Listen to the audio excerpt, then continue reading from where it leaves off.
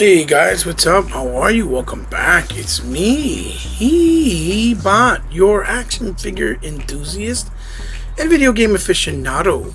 And this is another episode of Toys in My Closet. And as you can see here, we're going to try not just to review today. We're going to try to talk as we're reviewing.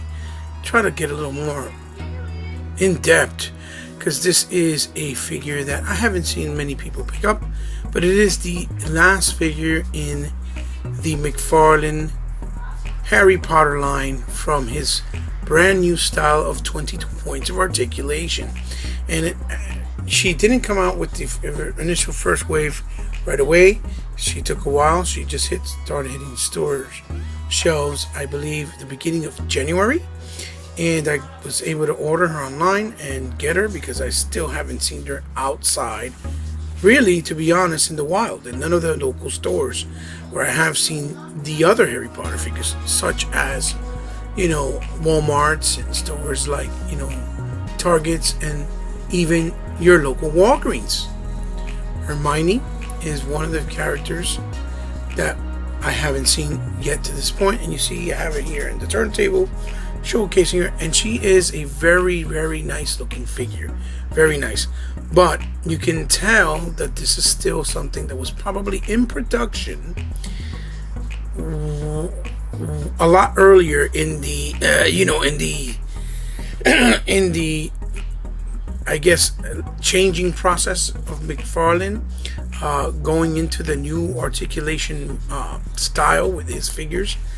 Because he has a lot of things from his older figures that kind of hurt this figure in some ways. And hopefully, with my explanation and me showing it to you and pointing it out, I'll be able to let you know exactly what it is, and you can see it and get the point across. So, as I didn't do the first time, you see I have the packaging right here on my left and the stand right here on my right, with the backdrop that comes in the internal guts of the packaging, because I didn't have them for the other figures at the time that I did review it. So we'll start off with the packaging. As you can see here, it says Wizarding World. I guess that's the label for this line of Harry Potter, and this is supposed to be in the 7-inch scale. First and foremost, Hermione Granger, and then they have a picture of Harry Potter, much older. It's an open display bubble blister box, as you can see. Then on the top, as you can see, it says Harry Potter's, and in the corner it says ages 12 and up. Window opening on the top also with Mcfarlane Toys, as you can see. And also on the packaging, if you look closely, you'll see that it has like little writings on it, like from the scripts, I guess from spells. It has like little, you see, articular activities. Like it says different wording and has like little spots of paint all over. I guess it's supposed to look like the newspapers from Hogsworth and stuff like that. The crest of Hogsworth Academy with the wizards. Harry Potter on the top. Number 1, I guess she was the first one in the figure for this line. You know what Granger was, granger than ever. Oh, okay, like a riddle type thing. Then you look in the back, you see how you have Hermione, and then you have Lord Voldemort and Ron Weasley, and then on the very top you had Harry and Buckbeak. As you can see, then it says Harry Potter right there in the gold font from the original movie. And I believe even the books. And then here, obviously, you see it says Mcfarlane Toys and all the social media outlets where you can reach him and check out his stuff when he does updates. Warner Brothers obviously being the owners of the property of the movie, I believe, or movie rights, and then legalese and things of that nature. So, and it's in a nice white and gold that I think is very nice looking and fits well with the Harry Potter universe, obviously. Then this here is the stand that it comes with, and if you guys notice, the stand here, it says Harry Potter, the basic longer ones that came with like the figures like Borderlands and stuff like that. And if you see there in this image here, it's showing an image of inside the library. And I'm like, well, the reason why I got this here is to show you guys these are the clips that she comes with, accessory was that all of them came with. And I didn't get to figure it out until me and my daughter were playing around and we kind of got it. It's basically clips to clip on here in the bottom and these grooves here of the stand, so that when you put the figure, you can have a stand with the backdrop of one of the scenes in the movie to give it more of that, you know, cool looking, you know, backdrop when you display them, since they're based more on figures of real world and humans of our reality and not fictional characters. So for those of you who didn't know what the clips were for, there is the, you know, the reasoning for the clips. And then we have Hermione, of course, here in all of her glory. So before we get into her, what we'll do is we'll take a look real quick at her accessories. And here you have it. This is the accessories that Hermione's come with. First, she comes with her traditional wand of power and wizardry, right? And wizardry. Let's see if we can get it to focus really fast. Focus.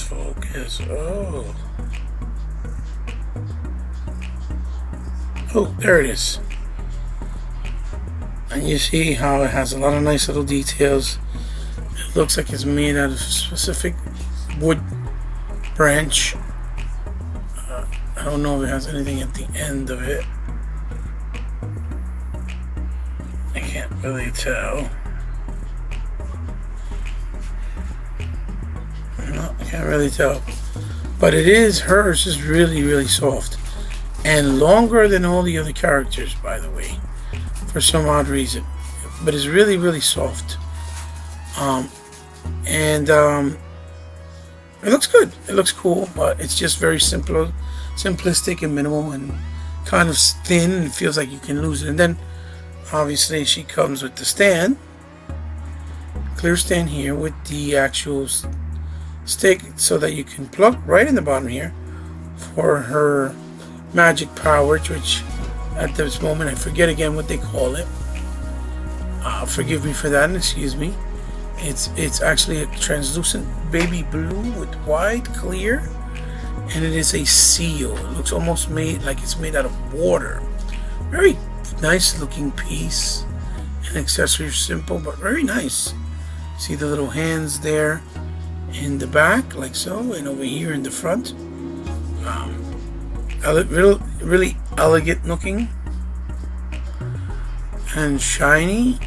Like I said, it has like a effect like it's, you know, coming out, and it was really made out of water as opposed to just a ghostly look or made of ice. It might be ice too. It kind of looks like ice as well.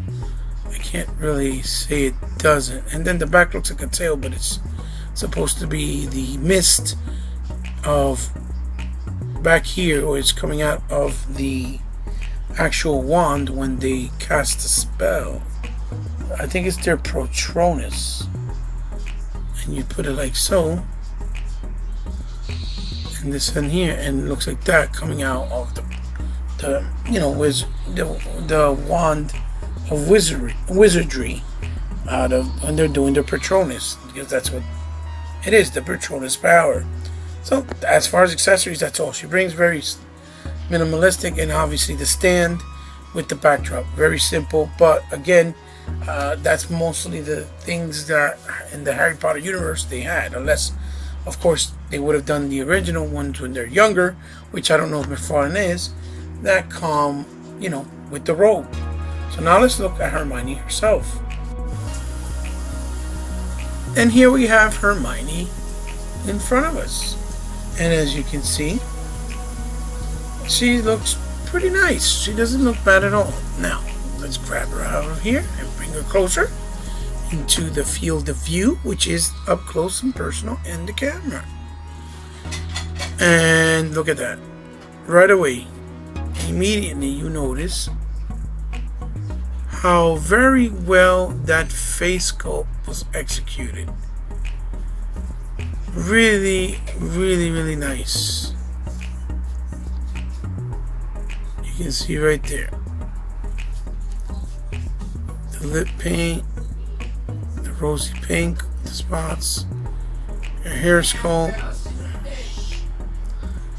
Really nicely executed with the reds. She has a little,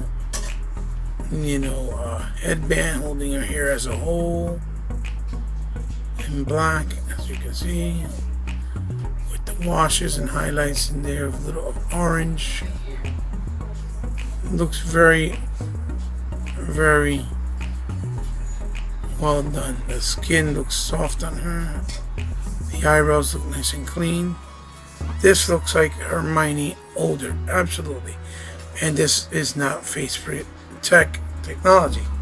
Now, what I don't like that's bothering me right now at the moment, and the camera shifted a little bit too,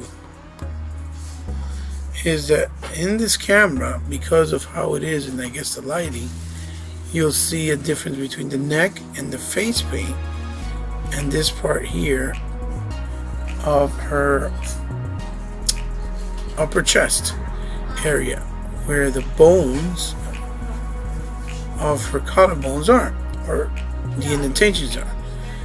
The neck is not too thick either. It looks like it is, but it looks a little off because the neck is in a ball peg, and so is the head, right? The problem is, again, for some odd reason, Mcfarlane did a short ball peg where it pops out constantly.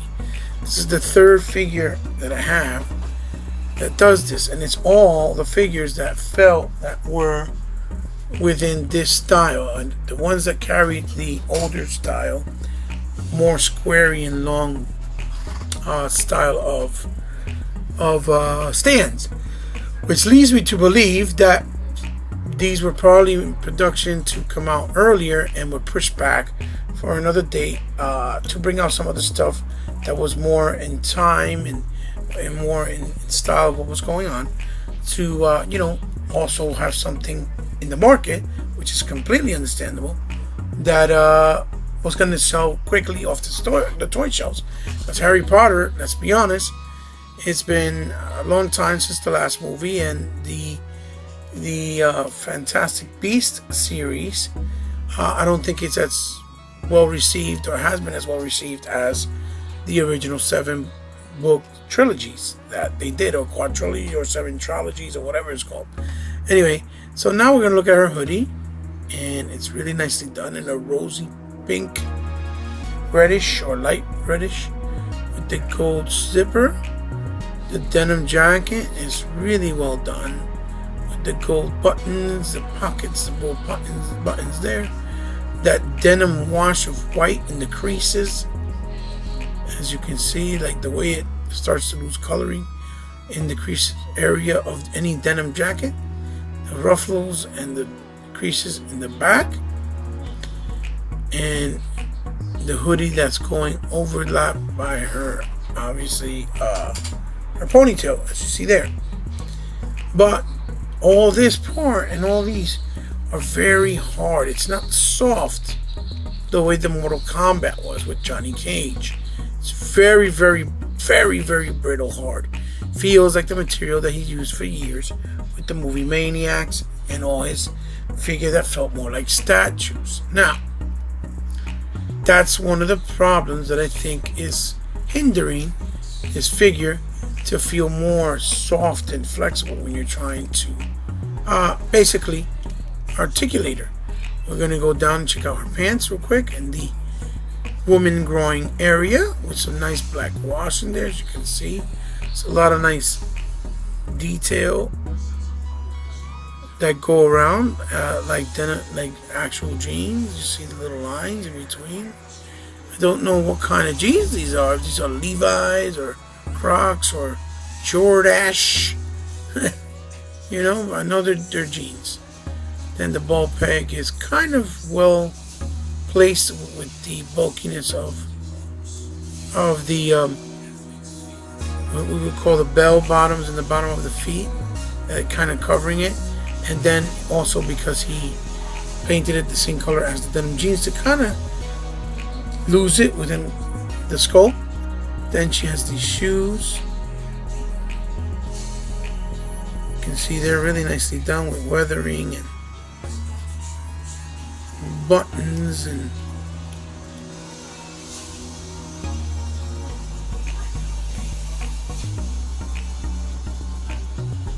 so see there, that's a pin there.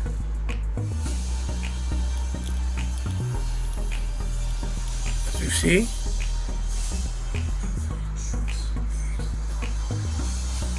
looking really nice.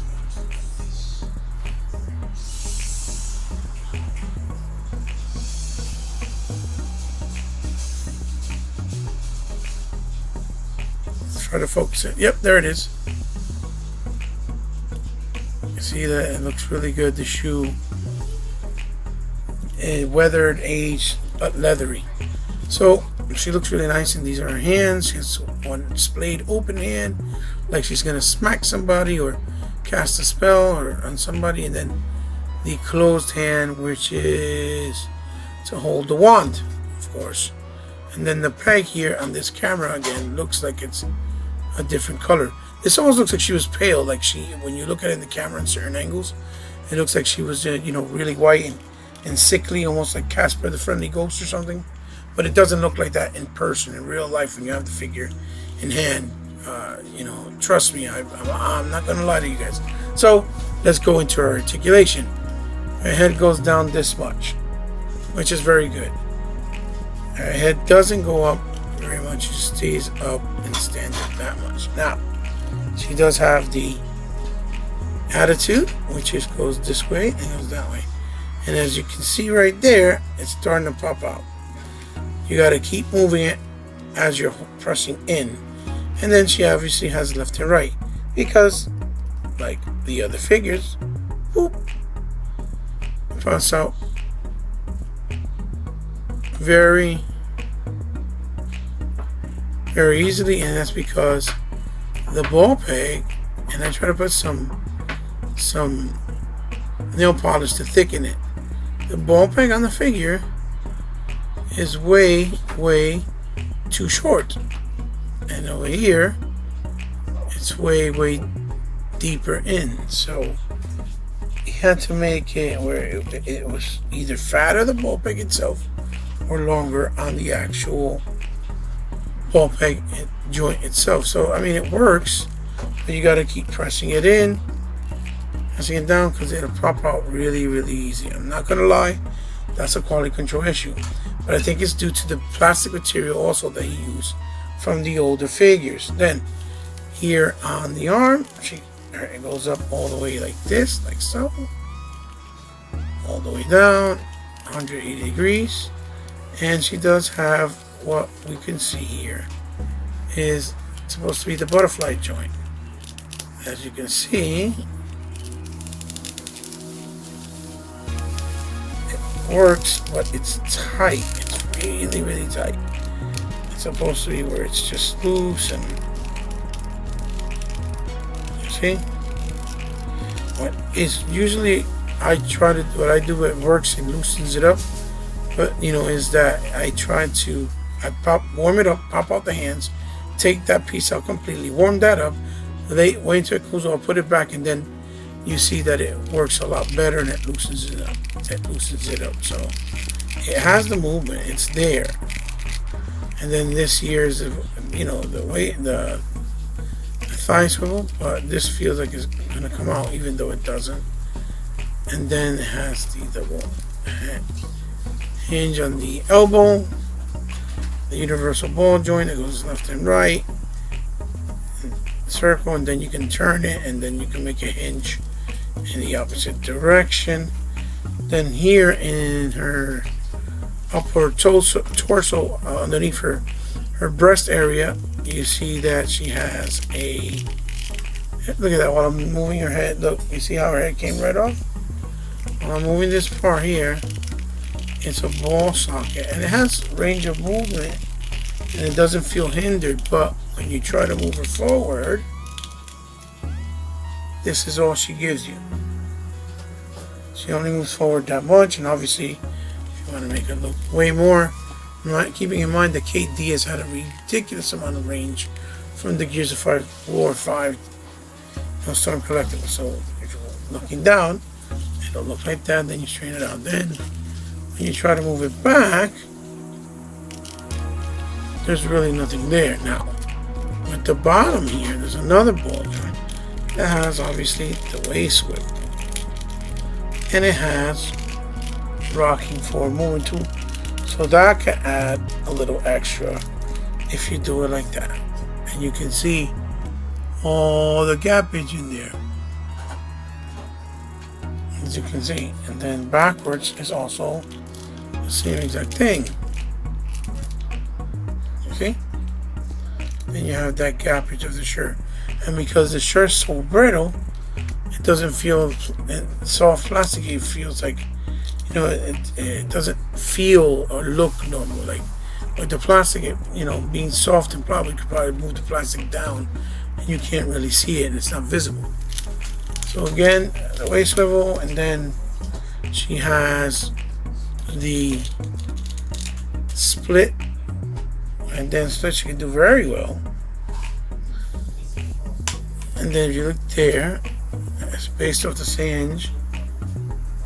Since they're done smaller, and then he lifted this front part, which would be the wrinkling in between her crotch area, so they could look like a full sculpt. It gives it a better range of movement because it's not in the way. So the swivel on the legs is ridiculous. It moves very, very well.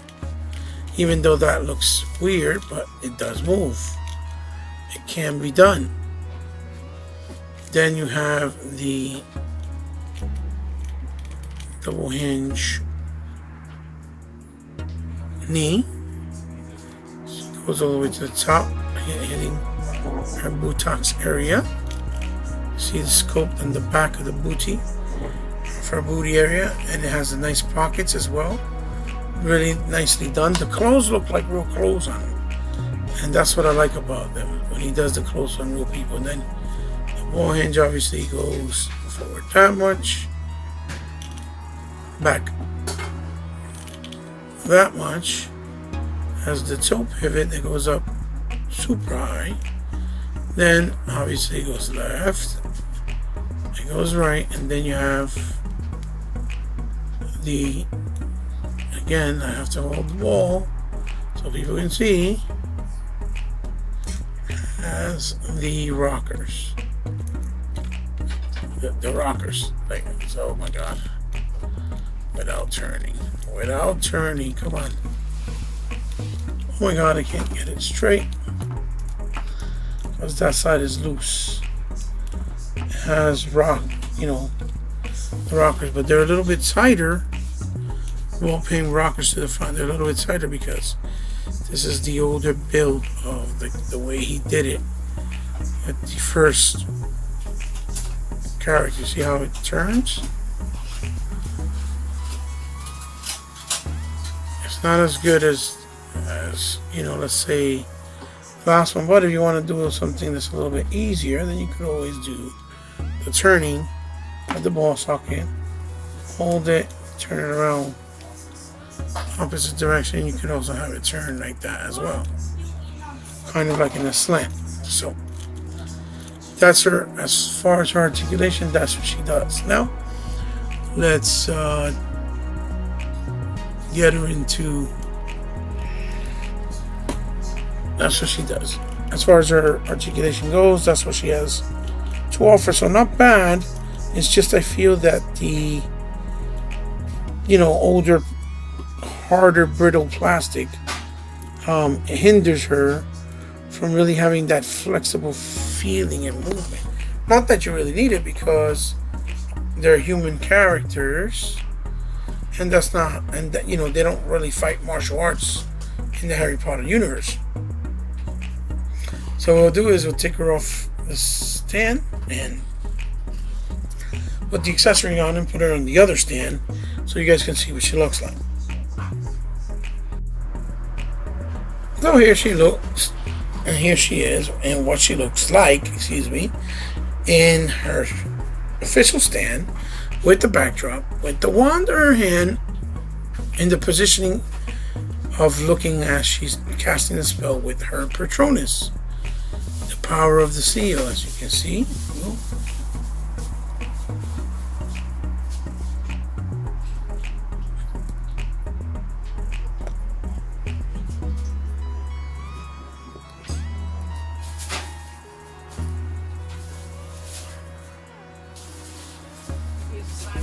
And I think, right, she looks really nice and will display really nice just like this in the way she is, especially when you have her combined with the other characters, obviously. So I guess for comparison, I mean, I can show you some of the figures next to her,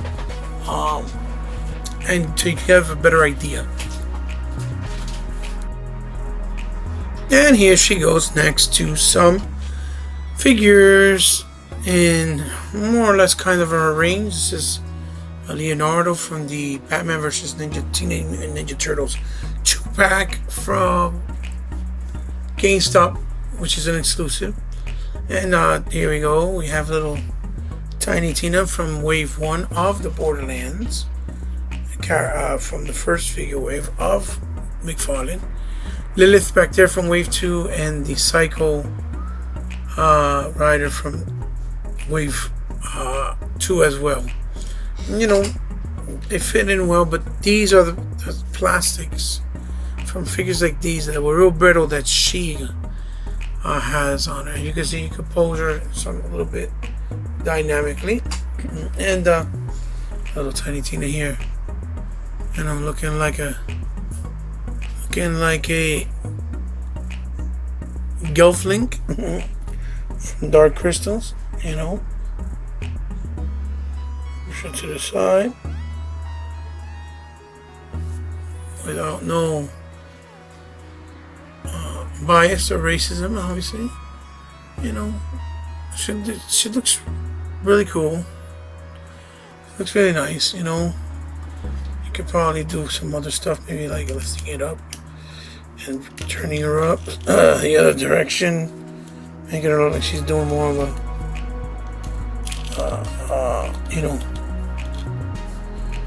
up in the air type of magical move. It all depends. With her, and you could turn it this way. You can do some different type of stuff with her, to pose or whatnot. It just depends what kind of mood you're in, I guess, and what you're trying to achieve with her. As far as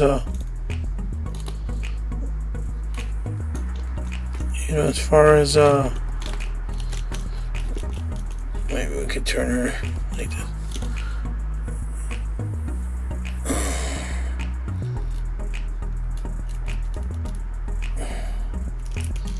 And turn her maybe like so.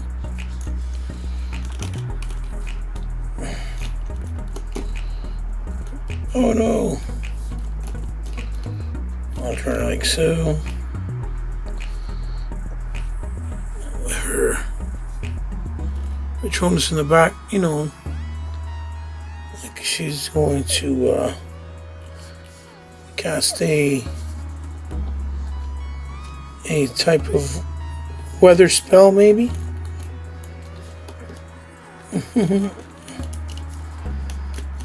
You can see right there. Boom. There you go. Just trying to put her in a different position. Meanwhile, Tiny Tina over there got an attitude. she's upset that you know, that I'm not giving her the lamplight. And she's got an attitude problem too. And this is young Tiny Tina, by the way. It's not older. So yeah, guys, there you go. That's my review. That's my take on her. I just want Mcfarlane to, going forward, to use the material that he's using on these guys, the DC stuff, like here with the, you know, Superman, as you can see, which looks really cool as well. But the plastic he's using here, going forward, I really do hope that Mcfarlane just continues to use that instead, because I think it works really, really well, and it feels really good and sturdier and more quality. That's my review, guys, of Hermione Granger from the Wizard. They call it the Wizard. I think it's called the Wizarding World Granger from the Harry Potter line from Mcfarlane Toys. Housing and and utilizing the 22 points of articulation scheme that he has fallen into since the beginning of last year, with the actual first figures in the foray of articulation, which was the Fortnite figures.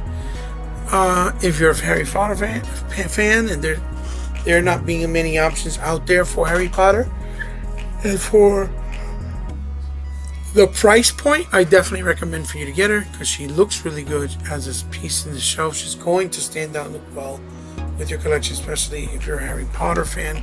And obviously you can see with other figures, she doesn't look too bad either. And she is like I said, not too bad looking, and it works well. Like, she serves her purpose, basically, is what I'm saying. Good likeness, very good likeness to her, to the actual actress in real life, and good articulation where you can have enough movement and range to feel like you're getting your bangs for your buck, especially for the $20 price point. So, guys, like, share, leave a thumbs up, leave a thumbs down if you dislike, obviously, and share it with someone that you think might enjoy it, might like it. And if you're new to my channel, welcome. Thank you very much for stopping by. And if you subscribe to my channel, it means the world to me. I really appreciate it, because I know you don't have to. But if you did, remember, you are now part of my family. And if you didn't subscribe, well, feel free, because I try to give as best content as possible with the knowledge and the abilities that I possibly can, based on my setup and quality, to the best of my abilities, and it comes from my heart, with the sincerity that I possibly can give to you. If you're either a video game lover, or if you're a action figure adult collectible, obviously enthusiast as well, and lover, that appreciates figure collecting. I've been doing this 27 years, and I'm only going to tell you based off the experience that I've had from the 27 years of collecting. Guys, thank you for stopping by, and if you ever want to help me in the future in any way, shape, or form, or possible, down in the below, you know how you can. Only if you choose to. It's not mandatory. It's only if you want to. See you on the next one, guys. Thank you for stopping by. There she is, Hermione, fall into it, 7-inch, 22 points of articulation. Toys in my closet. He-Bot signing out. Bye-bye.